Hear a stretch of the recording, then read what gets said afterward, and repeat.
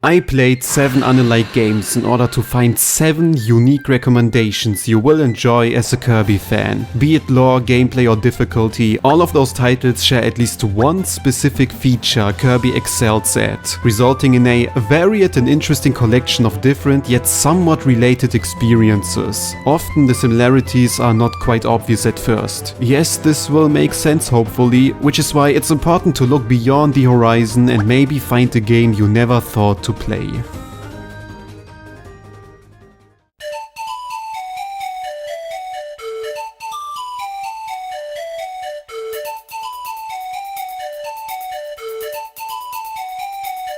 Klonoa is one of those forgotten classics you probably heard about but never actually played, just like me. Despite its age and most likely only mild financial success, there is quite a cult following betting on the quality of these charming short adventures, which is why the original as well as the successor re-released with slightly improved visuals in one package. Similar to Kirby 64, you travel through 2.5D levels and interact with your surroundings by grabbing enemies and using them for an additional jump or as a projectile. Some opponents work differently from others and hide their own strategies on how to defeat them. Others are a mere instrument to uncover secrets in the fore or background. Originally, I wasn't really sure about how deep this mechanic would be explored, as I didn't quite grasp the potential at first, but the grabbing feature is consistently used throughout the adventure and is as important as your regular jump. This is also where the 2.5D style shines brighter than ever, due to the frequent perspective changes, crossing the line between genres and almost creating the illusion of a 3D title. You cannot simply watch what's before you, but have to keep an eye out at every single corner, bearing in mind all those collectibles hidden everywhere. However, one thing that still makes me question if it's a simple case of skill issue is the radius of Klonoa's grab. Choosing an easy difficulty mode widens the range, whereas normal promises the original adventure, with harder features and a closer range. I have no idea if something was actually changed in this remaster, but I often found the range a little too small, forcing me to almost touch a foe in fiddly situations that already demanded a lot, and using easy as my preferred difficulty option is out of the question, considering my fragile gamer ego and the need to prove how amazing I am in a game marketed towards children. I know you can relate. To iron out mistakes and make you more flexible in the air, Klonoa can correct miscalculated jumps by floating for a short period of time, more akin to Yoshi's flutter skill and adding to an overall accessible but not boringly easy degree of challenge. In fact, I found the first Klonoa actually rather tricky at certain parts and regularly failed because of my own slappy attitude expecting to rush through the levels without sweating a drop. You will find yourself in the occasional unpolished situation or sometimes weirdly placed checkpoint, but never frustrating to a point where you want to turn off. Apart from that, I was fairly impressed about the gameplay loop and ideas confronting me in view of my initial impression that couldn't properly comprehend why I should play Klonoa instead of similar franchises. I'm not going into detail about the story of both games, but you can expect a fairly decent narrative and even some emotional tidbits. It's not going to win any prizes, yet the series conveys this warm feeling with its characters not every game achieves to deliver. Even better, from my understanding, there's no need to play Door to Phantom Mile before its successor, so you can freely choose how to start. While generally similar, I enjoyed Klonoa 2 much more since it felt way more refined in its level design. You can encounter frequent action-packed situations, deeper camera shifts and such interesting environments which already felt quite varied in Klonoa 1. Courses are much longer too, but you will definitely not spend more than 5 to 10 hours with each title, which leads to an overall pleasant package replayable at any time. Now, why is Klonoa a good fit for Kirby fans? An often quoted sentiment I couldn't relate to at first. Simply put, it just gives off the same feeling when playing. Self-evidently, the genre is somewhat the same, albeit with severe differences in how you play, but there were some moments very reminiscent of Kirby, especially 64. The way levels end without some celebratory gimmick and directly lead to the next course is naturally a big reminder of 64's more believable level design. Even boss fights often take place on circular rings with the enemy watching from the middle. Shooting regular adversaries across the arena made me feel like I'm shooting for the second boss of Kirby 64 again. I don't think Klonoa is actually in any kind inspired by Kirby, but definitely worth a try. I bear no nostalgia whatsoever for those games, which is why I'm not biased and can approve the high likelihood of Kirby fans finding enjoyment in one of those classics as well.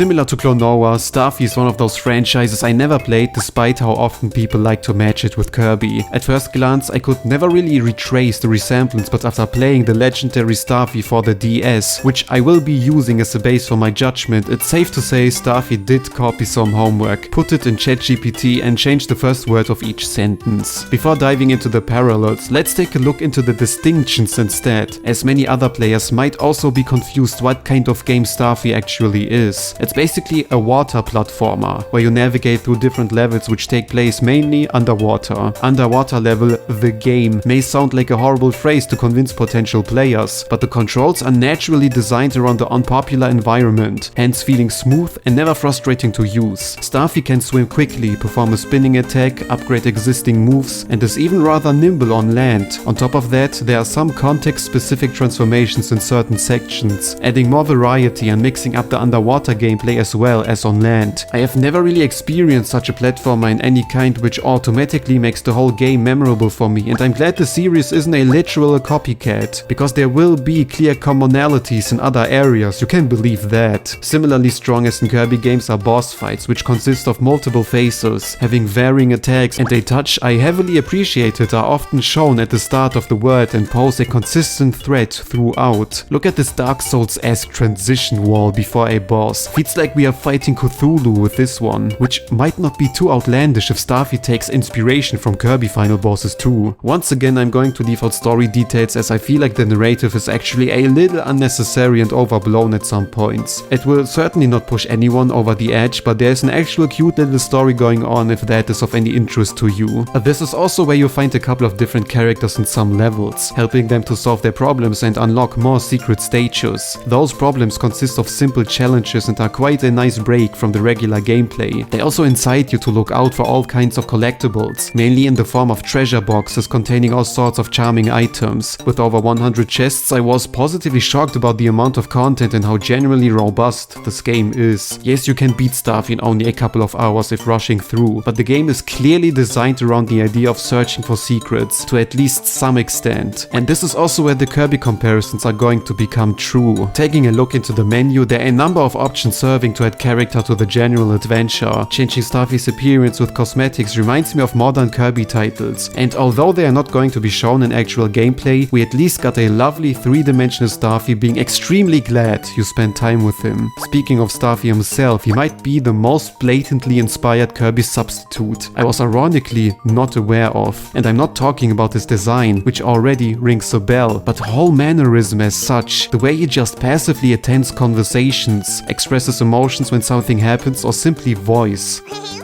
made me question if I'm playing some obscure Kirby spin-off. Can Kirby copyright cute sounds? The icing on the cake are minigames designed around the touchscreen of the DS. Remember the shooting minigame from Kirby? Probably not, because it's actually from Starfy, but gives basically the same vibes in a positive way, that is. If you squeeze your eyes and watch one minigame from each franchise side by side, it's going to be impossible to distinguish them if you're not a dedicated fan. Nowadays it can be a little troublesome to get into the franchise. The last and most current title you see on the screen cannot be purchased anymore, even though there are some ways to circumvent, and the series seems to be on life support since then. Luckily, Nintendo released some Japan exclusive GBA entries on Nintendo Switch Online, but they are not localized. I suppose they are still playable, despite the fact there seems to be some dialogue as well, and it might not be too obvious at first what to do during those character-specific missions, but it shouldn't hinder you to at least try the gameplay and dip your toe into a series which extremely surprised me and is clearly underappreciated.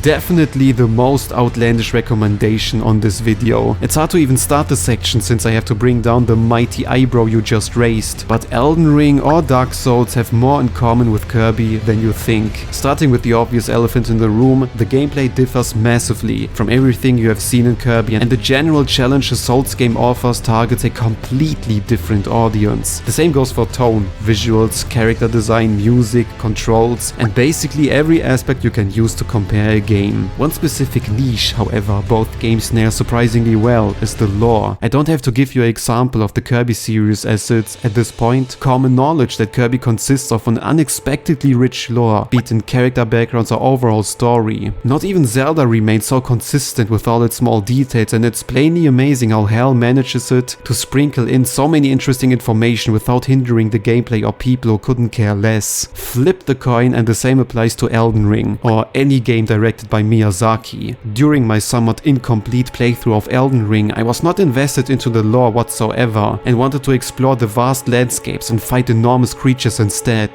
There was not a single moment where I felt like I was missing out on something, proving how they perfectly constructed the game world in a way I could still enjoy it to its fullest. This doesn't mean I didn't question anything or constructed my own theories on why certain things the way they are. Once again, it's an incredibly strange comparison, but the same happens when experiencing the Forgotten Land, with all its left environments and thought-provoking set pieces. After dealing a little more with Elden Ring as such, I'm more aware about some information and simply have to appreciate the mindfulness Miyazaki puts in his games. The inclusion of this outsider is not about gameplay, and despite the fact there are a couple of titles with detailed background lore, I felt like Elden Ring would be a strong contender to have a strong contrast in this video, and maybe show you how important it is to taste things you never knew you like.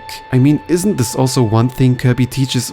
Why are you eating that? Needless to say, there are other aspects respectable in their execution. Boss fights, while obviously harder and more akin to the most difficult challenges in a true arena, are incredibly rewarding whenever you defeat a possibly undefeatable foe. Similar to Kirby, they often consist of multiple phases, switch up their attack patterns, and are without a doubt one of the main selling points of Elden Ring. Before I start to grasp more for straws to justify a strange inclusion that may or may not work as an incentive for you to click, I already created a video fully dedicated to this comparison, going into more detail why I think Elden Ring and Kirby are two sides of the same coin.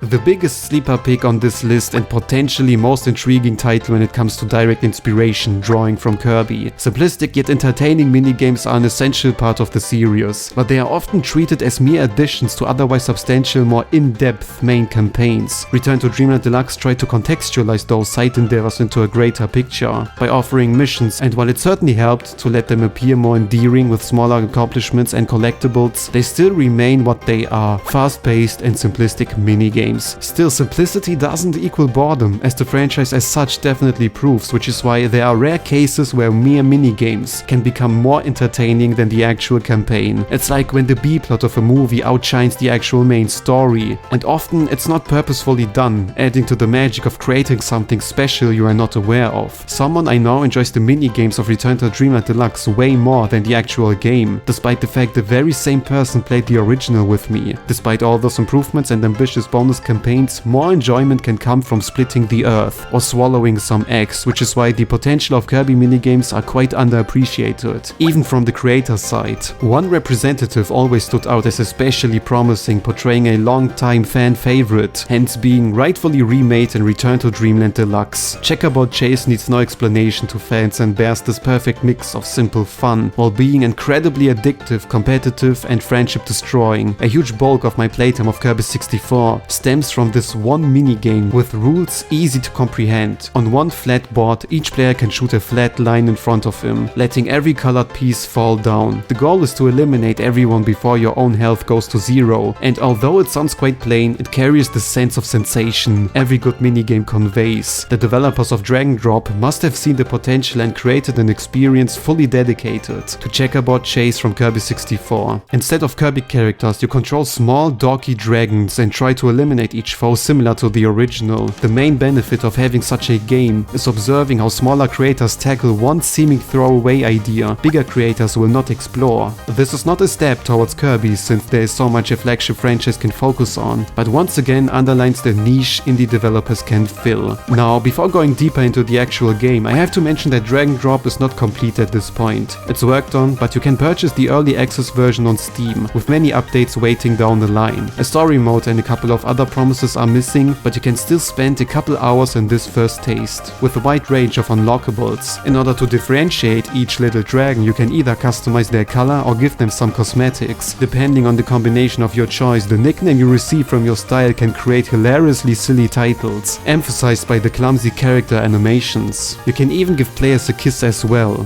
more as a means to kill enemies, but love can also, right?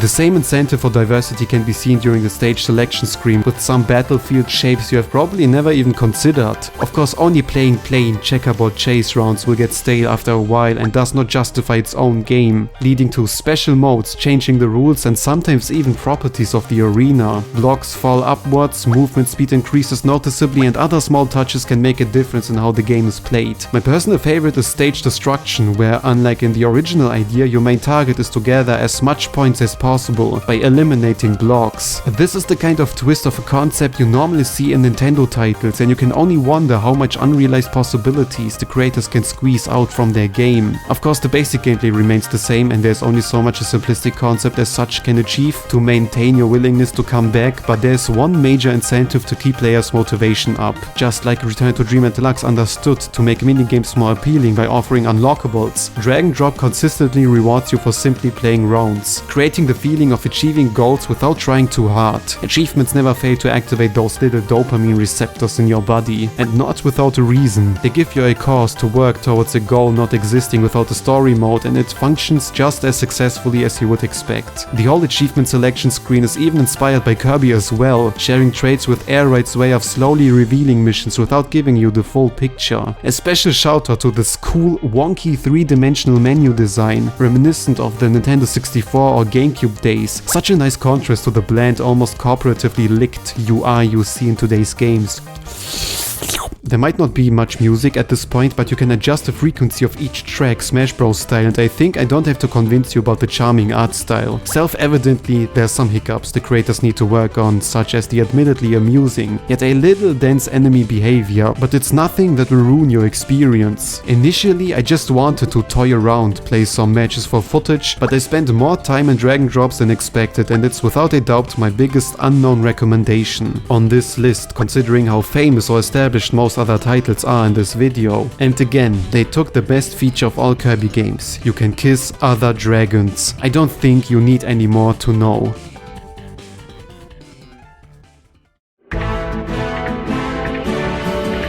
If you have followed this channel for a while, it shouldn't come off as a surprise to know about my sympathy towards this indie 3D platformer regarding the handful of videos I have already done on it, regarding how A Hat in Time is the second most prominent game besides Kirby on this channel. It might give the impression both titles have profuse similarities between them, which can be true depending on how strong you nitpick, but is overall simply based on my appreciation for those games. Forgotten Land might be a 3D platformer with quite the immersive showplaces, but is more akin to a Mario 3D world than actual open 3D platformers like A Hat in Time. Furthermore, the basic tone, despite looking similarly adorable on the surface, couldn't be any more different, with A Hat in Time leaning towards an older audience with its countless cheeky jokes and... You murdered them, right? I bet you strangled him. Good girl. One feature, however, that should appeal to every Kirby fan, especially the ones that enjoy the boss fights, are A Hat in Time's expressively outstanding main opponents. Each boss presents a unique setup filled with unexpected twists, nasty traps and amazing individual soundtracks. Kirby bosses work so great due to their variety in attacks and sheer never-ending barrage of phases, which is perfectly mirrored in A Hat in Time's fully faceted encounters. If you want to have a direct comparison, the first primary four of A Hat in Time actually plays out in 2D and should give you a more than clear impression why both titles are so comparable. There are no boring 3-hit patterns, the fight escalates in an accurate way, and you leave the battle with a satisfying feeling, not coping excuses like it's only the first boss, the next one will be more exciting. While you can consider Kirby to have the best bosses in the 2D platformer genre, A Hat in Time easily constitutes as the 3D equivalent. And although this recommendation mainly focused on the bosses, it's more than likely to receive a generally flabbergasting adventure as well. Something to note, I already ranked each boss of A Hat in Time in a separate video, if you want to get a taste of them and further conviction beforehand.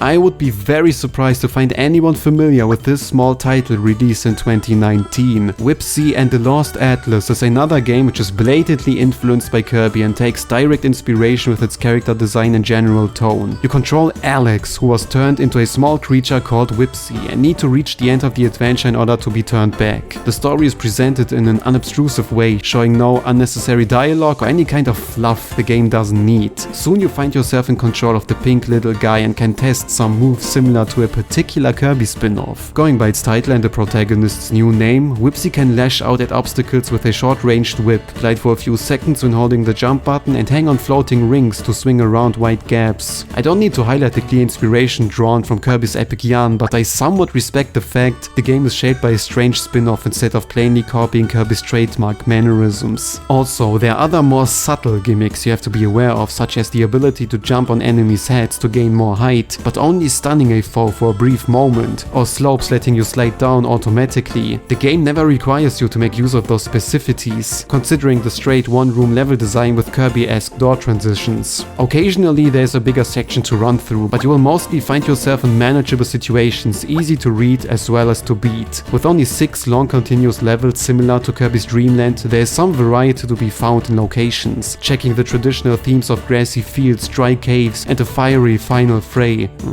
Are you alright? Is someone pointing a gun? Or my positive pinnacle was clearly the train section in the 4th level. Every game gets better with a train in it. The music even switches up its pace when riding, a fantastic detail. The short length of roughly 45 minutes for a first playthrough, I managed to beat the adventure in 25 on my second one, and the price tag of $5 last time I checked may discourage players from giving it a chance, but I appreciate the experience for what it is. There was never the attempt to go for something bigger, and it's so pleasing to simply start a new save file and beat the game on a rainy afternoon. This is also why I don't regard any missing collectibles as something detrimental, because the pace of the game will never be stopped since you don't have to watch out for stuff. I even got 100% by simply beating the game, making me question why there even is a percentage display, but it makes you feel better. And isn't that what Kirby is all about? Now, since this is a small indie title, there is some jank and general downsides to deal with. Although inspired by epic yarn, you cannot strike upwards, which I regard to be a conscious decision,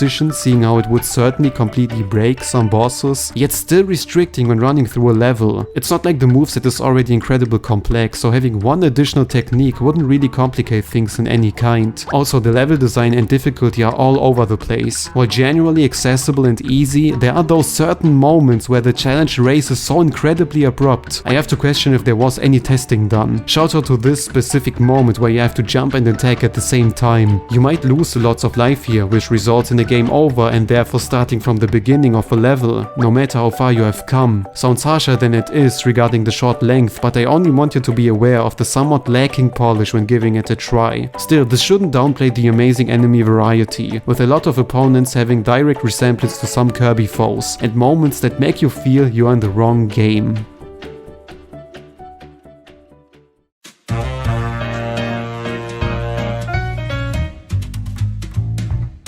The most recent title on this list, and maybe even most compelling game to discuss. When Princess Peach Showtime was first revealed, it became quickly apparent how strongly it targets a younger, or for lack of better term, less experienced audience. Different costumes constitute as the foundation of unalike gameplay premises, and I'm not talking about slight changes. Cooking with Peach focuses on utterly dissimilar tasks than Sword Fighter Peach, which leans heavily towards action sequences with real-time combat. Basically, you can perceive each level or scenario of Showtime as one of those modes in Kirby Superstar Ultra, having the basic gameplay as default Peach or Kirby but with altered routes or premises. As a result, there may be a lot of variety with each level, but as you probably already suspect, it also means there's not much depth with each mode. You cannot perform expressive combos with Sword Fighter Peach, and often there's one problem with only one solution. Straightforward for sure, but possibly repetitive as well. This is why people draw the conclusion it must have a similar appeal like Kirby, mainly due to the overall incredibly accessible difficulty. It's very likely to not fail a single time or found almost all optional collectibles without sweating, which can be perceived as boring, but it depends on your situational taste in games. Despite the fact children will have a great introduction to the world of video games, there is a hidden appeal for adults who cannot spend much time on a hobby, which became too consuming for them nowadays. Every experience that takes longer than 15 hours turns into a chore, since there will be the unsatisfying feeling of potentially not completing it, but having the desire to do so. The game was even created by the the same developers of Kirby's epic yarn, so you might find parallels in how both games are designed generally. Now, while the difficulty and playtime certainly share the same denominator as Kirby, it's hard to claim the same for the general complexity. There may be all kinds of transformations, but I wouldn't necessarily compare them to Kirby's copy abilities. As a casual Kirby player, it seems like those skills are just as simplistic as the costumes, but every Vivid fan couldn't disagree more. Especially the two-dimensional titles perfected the moveset of copy abilities to such an extent, they even created whole spin-offs dedicated to merely fighting with said skills. In Adventure, you could only perform one move, but throughout the years, a plain copy ability turned into a complex power-up with different movement options, depending on your input. Naturally, due to the accessible difficulty, there's often not the need to learn elaborated combos, especially if you simply want to beat a title without completing it. However, optional complexity is one major way the Kirby series ensures to keep the attention of longtime fans, by offering them stylish moves the experience can make use of. Although the Forgotten Land slows down the pace of each ability due to the new orientation towards 3D, there are still a handful power-ups with secret techniques to discover. The same cannot be said about Peach, as each costume appears very straightforward and one-sided when looking for solutions. There's no hidden input to learn or anything to master, which can be either a downside or appealing feature depending on your taste. Some Kirby fans seem to turn unreasonably red whenever Showtime is compared to Kirby, implying both games are for girls, beginners, or whatever buzzword you would like to use to entail a lesser experience intentionally or not. While it can be frustrating to see Kirby being perceived as a children's game in a negative sense, I never took this comparison maliciously. If you like accessible games with no brutal difficulties, charming visuals, and a sweet short playtime, you will find great enjoyment out of Showtime.